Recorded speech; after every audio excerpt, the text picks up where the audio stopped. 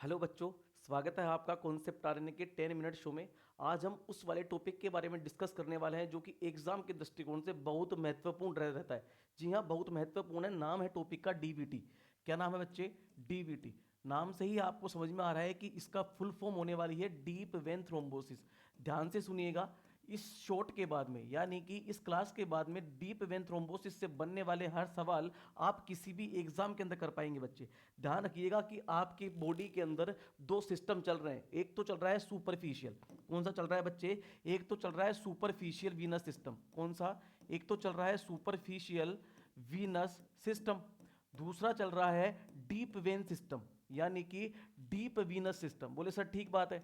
Sir आप ये क्यों बता रहे हो कि दो सिस्टम चल रहे हैं? बच्चे मैं इसलिए बता रहा हूं कि आपकी बॉडी के अंदर अगर मैं 20% ब्लड की बात करूं, कितने परसेंट ब्लड की बात करूं?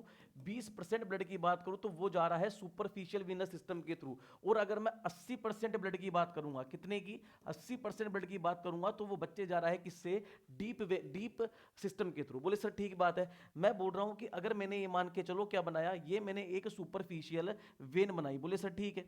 और एक इधर मैंने बना दी डीप वेन। बोले सर ठीक बात है, आपने डीप वेन बना दी। बोले बिल्कुल मैंने डीप वेन बना दी है। मैं आपसे बोल रहा हूं कि इसके अंदर कुछ वोल्व प्रेजेंट होते हैं बच्चे। क्या प्रेजेंट होते हैं बच्चे? इसमें वोल्व प्रेजेंट होते हैं। बोले सर ठीक है।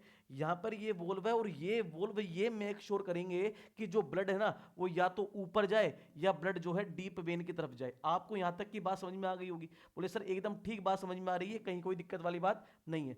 मैं बोल रहा हूं कि इन वेन्स के अंदर क्या है, इनके अंदर वोल्व है जो कि यूनिलेटरली खुल रहे हैं, ऊपर की तरफ खुल रहे हैं। वो क्या करेंगे? वो ब्लड को ऊपर लेकर जाने का काम करेंगे। बोले सर ठीक है।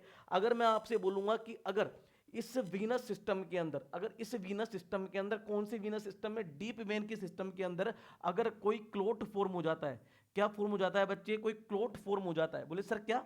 हाँ, क्लोट अगर फॉर्म हो जाता है तो क्या दिक्कत हो सकती है? तो ध्यान रखिएगा कि अगर यहां पे क्लोट फॉर्म हो गया तो ये क्लोट टूट भी सकता है। बोले सर बिल्कुल टूट सकता है। और ये टूट कर आपके राइट एट्रियम से होते हुए पल्मोनरी आर्टरी के अंदर जाके रुक जाएगा और पेशेंट को पल्मोनरी एम्बोलिज्म कोज कर देगा बच्चे। क्या कोज कर देगा? पल्मोनरी एम्बोलिज्म, जो कि क्या होता है? जो कि लाइफ थ्रेटनिंग कंडीशन है। इसलिए इस कंडीशन को बचाने के लिए हमें बहुत जरूरी इन बातों का ध्यान रखना है कि क्यों तो डीवीटी हुआ है, क्या उसके रिस्क फैक्टर है, क्या उसके साइन एंड सिम्टम्स है, क्या उसका नर्सिंग असेसमेंट अपन कर सकते हैं, और क्या उसका मेडिकल और नर्सिंग इंटरवेंशन रहने वाला है। तो ध्यान रखिएगा, एक बहुत बेहतरीन टॉपिक और बहुत महत्वपूर्ण टॉपिक मैं आपसे डिस्कस करने वाला हूं। सबसे पहले बात करूंगा मैं कि सर दो सवाल आपसे एग्जाम में बहुत बार पूछे गए हैं। पहला सवाल पूछा गया था कि ऐसी कौन सी वेन है, यानी कि मोस्ट कॉमन वेन इन विच, जिसके अंदर, इन विच डीवीटी फॉर्म, जिसके अंदर डीवीटी बनेगा ही बनेगा, जिसके अंदर डीवीटी जो है होने के चांसेस बहुत ज्यादा होते हैं। सवाल सीधा था और आंसर आप सीधा करके आए थे। क्या? काफ वेंस। क्या करके आए थे बच्चे? काफ वेंस। आपको आंसर हमेशा काफ वेन करना है और ऑप्शन के अंदर काफ वेन नहीं होगे। अगर सोलियल वेन हो, क्या हो बच्चे? सोलियल वेन हो, तो आपका आंसर यही जाना है। यहां तक की बात समझ में आ गई सर? बोले सर ठीक है। आपसे कोई पूछ ले कि क्या डीवीटी दोनों तरफ हो सकता है क्या, यानी कि क्या डीवीटी बायलेटरल होता है क्या? हो सकता है, वो बात अलग है। मोस्टली अगर देखा गया तो डीवीटी मोस्टली कौन से होते हैं? यूनिलेटरली होते हैं। डीवीटी मोस्टली कौन से होते हैं बच्चे? यूनिलेटरली होते हैं। एक ही लेग में बनेंगे। किसमें बनेंगे? एक ही टांग में बनने वाले हैं। इस बात का ध्यान रखिएगा, सवाल सीधा सीधा पूछ सकता है आपसे। बोले सर नेक्स्ट स्लाइड के अंदर मैं आपसे बात करने वाला हूं कुछ इंपॉर्टेंट रिस्क फैक्टर्स की। किसकी बात करूंगा बच्चे? रिस्क फैक्टर्स की। बोले सर ठीक है। सबसे ज्यादा रिस्क तो क्या है सर? ऐसी कंडीशन जिसके अंदर थ्रोम्बस बन जाए वही रिस्क फैक्टर है। बिल्कुल ठीक समझा बच्चे आपने कि जिन पेशेंट्स के अंदर थ्रोम्बस बनने की रिस्क ज्यादा होगी ना, उसके अंदर डीवीटी होने की संभावना सबसे ज्यादा बन जाएगी। क्योंकि बेसिकली नाम में लिखा हुआ है डीप वेन थ्रोम्बस। अगर थ्रोम्बस बन रहा है तो थ्रोम्बस डीप वेन में भी बन सकता है, और डीप वेन में अगर थ्रोम्बस बन गया हो तो वो ट्रेवल करते हुए लंग्स तक पहुंच सकता है और पेशेंट को पल्मोनरी एम्बोलिज्म कर सकता है। तो आपको इन बातों का ध्यान होना बहुत जरूरी है कि किन किन कंडीशन में, कि किन किन कंडीशन के अंदर क्या बनता है? थ्रोम्बस बनने की संभावनाएं बढ़ जाती है। बोले सर बताइए।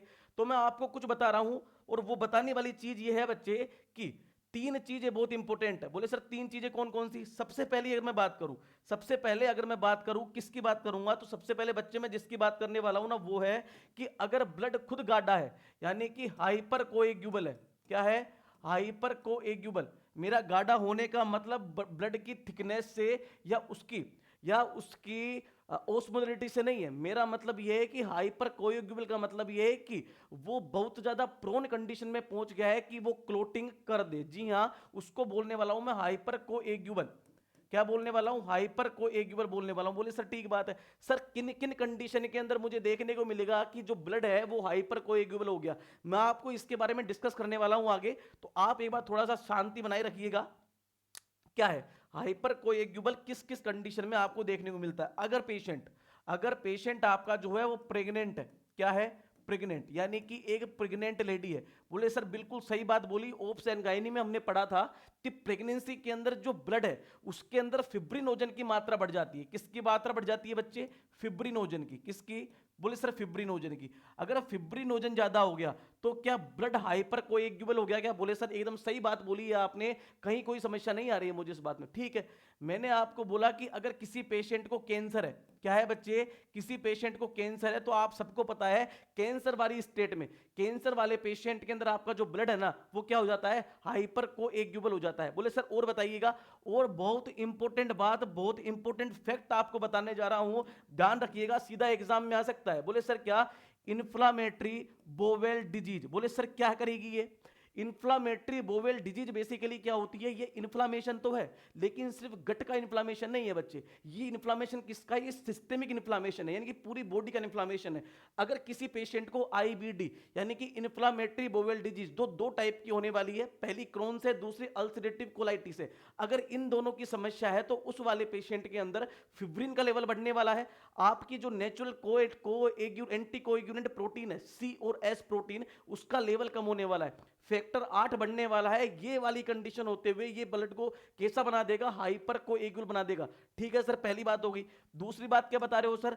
ध्यान रखना, अगर स्टेसिस यानी कि अगर पेशेंट आपका जो है वो दो चीजों के अंदर है, पहला बेड रिडन, कौन सा? कि आपका जो पेशेंट है बहुत ज्यादा दिन तक किसी पर पड़ा हुआ है, बेड पर पड़ा हुआ है, तो वो स्टेसिस होने का कोज करेगा और वो भी रिस्क करेगा किसकी?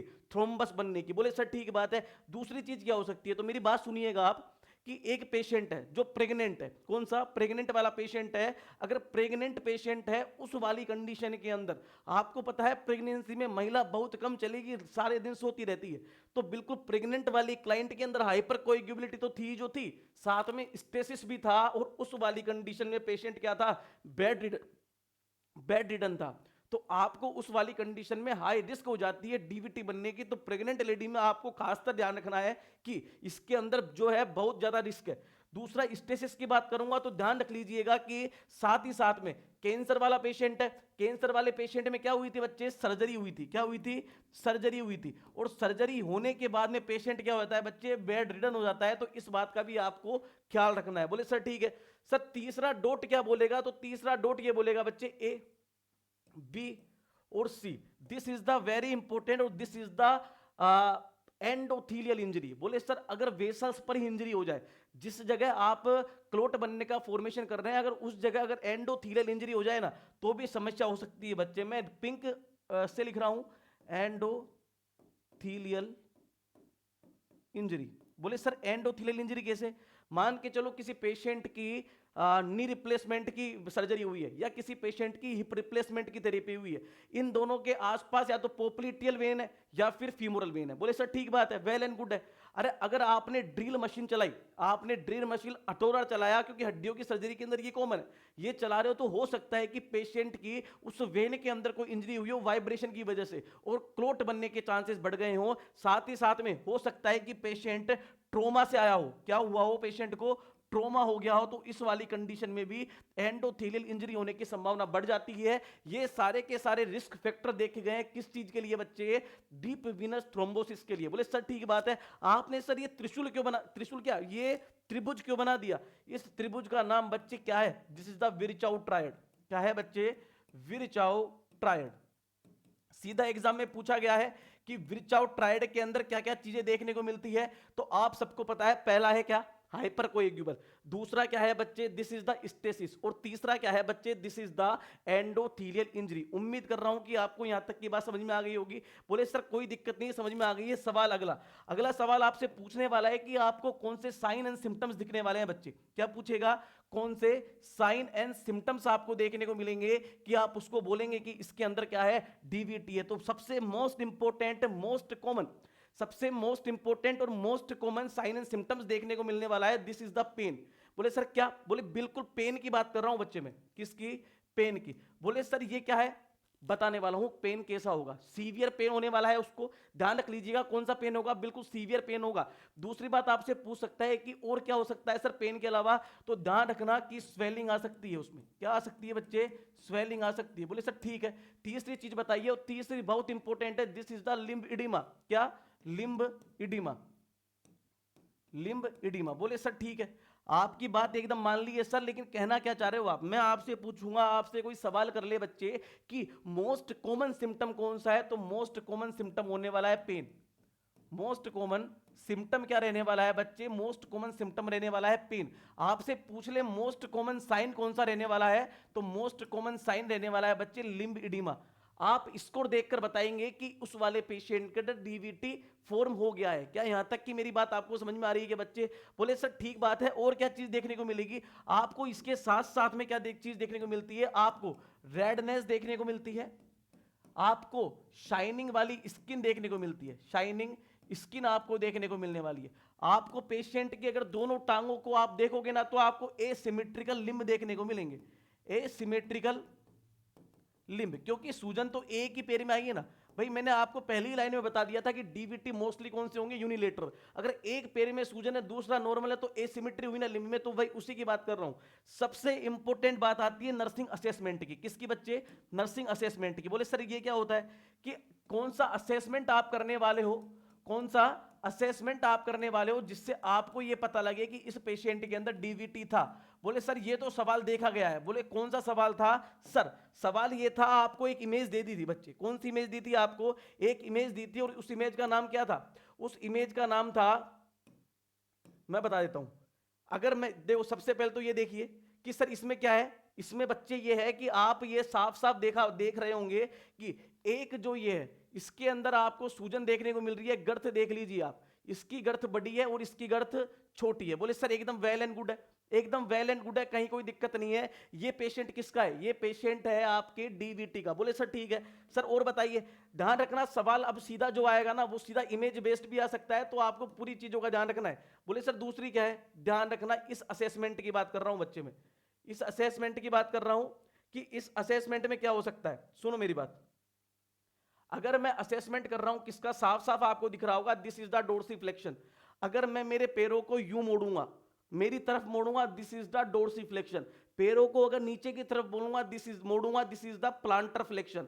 आ गई ये बात समझ में। जैसे ही मैंने किसी पेशेंट का डोर्सिफ्लेक्शन किया बच्चे, क्या किया, डोर्सिफ्लेक्शन किया, उस वाली कंडीशन में अगर उस पेशेंट को काफ में सीवियर पेन होता है, क्या होता है, सीवियर पेन होता है, वो क्या दिखाएगा, वो दिखाने वाला है कि किसी पेशेंट के अंदर डीवीटी बन चुका है। साइन का नाम होगा होमन साइन। कौन सा साइन बच्चे, human sign.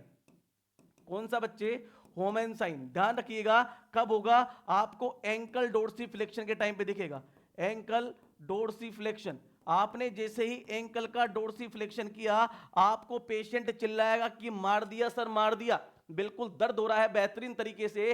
This is about the Homan sign. क्या मेरी बात आपको यहां तक समझ में आ गई क्या। बोले सर एकदम ठीक है। आपसे अगला सवाल कर सकता है कि इन्वेस्टिगेशन ऑफ चॉइस क्या रहने वाली है इस कंडीशन में। क्या चीज, इन्वेस्टिगेशन ऑफ चॉइस क्या रहेगी, तो आपको आंसर देना है, this is the duplex scan या डोपलर, या डोपलर स्कैन, या इसी का नाम है this is the duplex scan. क्या नाम बच्चे, डुप्लेक्स स्कैन। बोले सर ठीक बात है सर, ट्रीटमेंट बता दीजिएगा ना प्लीज। बिल्कुल ट्रीटमेंट बता देते हैं। सबसे पहले क्या होने वाला है, this is the medical treatment.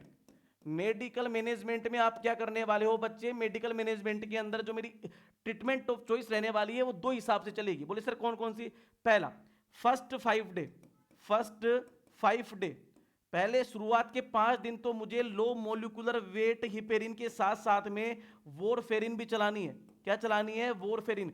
अरे थ्रोम्बस की दिक्कत है क्या? मैं एंटीकोगुलेंट चला दूंगा क्या बच्चे? बिल्कुल एंटीकोगुलेंट आपका यहाँ पे ट्रीटमेंट ऑफ चॉइस रहने वाला है। क्या चलाऊंगा? शुरुआत के 5 दिन तो लो मोलिकुलर वेट हिपेरिन के साथ साथ में वॉरफेरिन चलाने वाला हूं, और आफ्टर 5 डे, और अगर मैं आफ्टर 5 डे की बात करूं कि 5 दिन के बाद में क्या चलाऊंगा, तो मैं चलाने वाला हूं ओनली वॉरफेरिन। क्या चलाने वाला हूं बच्चे? Only warfarin. मैं सिर्फ वॉरफेरिन चलाऊंगा 5 दिन के बाद में। बोले सर कौन सा टेस्ट करूंगा मैं करने वाला हूं बच्चे INR। कौन सा टेस्ट करूंगा? INR। आपको ध्यान रखना है, आपको डीवीटी के अंदर हमेशा INR की वैल्यू 2 से 3 रखनी है, 2 से 3 रखनी है, जिससे क्लोट ज्यादा बने। INR की वैल्यू ज्यादा थी, वो क्या इंडिकेट कर रहा है? वो ये इंडिकेट कर रहा है कि क्लोट जो है वो लेट बनेंगे। बोले सर एकदम ठीक है सर, और क्या कर सकते हैं? मैं इंफीरियर वेना कवा के अंदर एक फिल्टर लगा सकता हूं। बोले सर दूसरा क्या है? दूसरा बच्चे है कि मैं इंफीरियर वेना, दूसरा यहां लिख रहा हूं, दूसरा है इंफीरियर वेना कवा फिल्टर का मैं यूज कर सकता हूं बच्चे। बोले सर ये क्यों? जिससे कि क्लोट अगर आगे भी चल जाए ना तो लंग्स तक ना पहुंचे, पेशेंट को पल्मोनरी एम्बोलिज्म ना करे। बोले सर वेल एंड गुड है। मैनेजमेंट सबसे इंपॉर्टेंट जो आएगा ना बच्चे, वो आएगा नर्सिंग मैनेजमेंट, नर्सिंग इंटरवेंशन। कौन सा बच्चे? Nursing intervention. बोले सर बताइए इंटरवेंशन में क्या करना है? आपको ध्यान रखना है कि पेशेंट को क्या करना है? बेड रेस्ट करवाना है। पेशेंट को बोलना है ज्यादा उछल कूद मत करे। क्या करना है? पेशेंट को बेड रेस्ट करवाना है। बोले सर अगर किसी पेशेंट जो प्रेग्नेंट थी उसकी सासू मां क्या करेगी? अरे मेरी बहू को कहां दर्द हो रहा है? पैर में। क्या रगड़ दूं? क्या नहीं, मसाज करनी है। Do not massage, do not massage of the extremity. आपको मसाज करनी नहीं है, मसाज ऑफ द एक्सट्रीमिटी। आपको कभी डीवीटी वाले पेशेंट के अंदर क्या नहीं देनी है? मसाज नहीं देनी है, क्योंकि वो क्या करेगा? क्लोट को ऊपर भेज देगा, लंग्स में चल जाएगा, मामला जो है डापाचूक हो जाने वाला है। सबसे तीसरा, आपको कभी भी ध्यान रखना, आपको लिम्ब एलिवेट करना है, जिससे कि एडिमा कम हो। बोले सर लिम्ब एलिवेट कैसे? अबूव अबूव द हार्ट लेवल। ध्यान रखना, हार्ट के लेवल से ऊपर आपको क्या करना है? लिम्ब को एलिवेट करना है। आपको कभी भी नहीं घुटनों के नीचे तकिया नहीं लगाना है, वो तो एडिमा और कर देगा। कभी भी घुटनों के नीचे तकिया नहीं लगाना। इतने तकिए लगाने हैं कि जो लिम्ब है ना आपका, वो हार्ट के अबूव ऊपर हो जाए। यहां तक की बात समझ में आ गई होगी आपके, बिल्कुल ठीक समझ रहे हैं। इन तमाम बातों का आपको ध्यान रखना है। जो पेशेंट क्या है, जो पेशेंट डीवीटी के लिए रिस्क फैक्टर रखता है। बोले सर ठीक है सर, प्रिवेंशन करना चाहता हूं मैं, प्रिवेंशन ऑफ डीवीटी। सवाल यहां से भी बहुत बार आया। क्या है? Prevention of DVT. अगर मैं डीवीटी के प्रिवेंशन की बात करूं ना बच्चे, तो 2 टाइप से इसके प्रिवेंशन देखने को मिलेंगे आपको। बोले सर 2 टाइप कौन कौन से? पहला मिलेगा दिस इज द मैकेनिकल, कि मैकेनिकल प्रिवेंशन। बोले सर मैकेनिकल प्रिवेंशन में क्या देखने को मिलेगा? आपको अर्ली एम्बुलेट करना है पेशेंट को। क्या करना है? First early ambulation.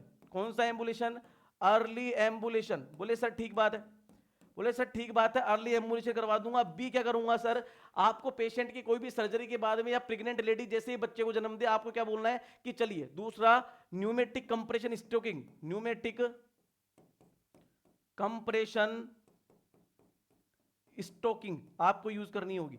बोले सर ये तो ट्रीटमेंट है क्या? ध्यान रखना ये प्रिवेंशन है, ये ट्रीटमेंट नहीं है। ये क्या करेगी? बार बार काफ्स को दबाएंगी। अगर किसी के डीवीटी पहले से बन गया था, काफ्स दबाएगा, थ्रोम्बस आगे चल जाएगा, पल्मोनरी एम्बोलिज्म कर देगा। प्रिवेंशन में यूज कर सकते हो कि क्लोट्स ना बने। क्लोट बनने के बाद में इसका यूज नहीं करना है आपको। दूसरा है this is the pharmacological prevention. कौन सा बच्चे? Pharmacological, pharmacological prevention. बोले सर इसमें क्या होता है? इसमें आप यूज करने वाले हो बच्चों सबक्यूटेनियस। कौन सा? Subcutaneous low molecular weight heparin. तो ये सारी बातें किसके बारे में थी? ये सारी बातें डीवीटी के बारे में थी। इससे बार सवाल आने की संभावनाएं बहुत कम है। एक सवाल और आ सकता है बच्चे, में फटाफट से उसको समराइज कर देता हूं, और वो क्या है कि सर एक सवाल पूछा गया था, उसका नाम है वेल्स क्राइटेरिया। क्या था बच्चे? Wales criteria. बोले सर ये क्या था? वेल्स क्राइटेरिया क्या था? तो मैं आपको बता दूं वेल्स क्राइटेरिया क्या था। वेल्स क्राइटेरिया 2 चीजों के लिए देखा जाता है, पहला पल्मोनरी एम्बोलिज्म, दूसरा डीवीटी। अगर मैं डीवीटी की बात करता हूं तो ये सारे के सारे फीचर्स है, उनके पॉइंट्स है। अगर इसके अंदर इनकी स्कोरिंग -2 से 0 रही तो लो रिस्क है डीवीटी का। इसकी रिस्क, अगर इसके अंदर स्कोरिंग का पॉइंट 1 से 2 रहा तो दिस इज द मॉडरेट। और अगर अगर 3 या 3 से ज्यादा है तो वो हाई रिस्क रहने वाली है डीवीटी की। तो सवाल आपसे पूछ सकता है कि वेल्स क्राइटेरिया किसके लिए यूज होता है, तो ध्यान रख लीजिएगा डीवीटी के लिए। ये सारी की सारी चीजें हमने डीवीटी के बारे में बात की है, उम्मीद है आपको समझ में आई होगी और आगामी एग्जाम के लिए आपके लिए बहुत फायदेमंद रहेगी। Thank you, thanks a lot.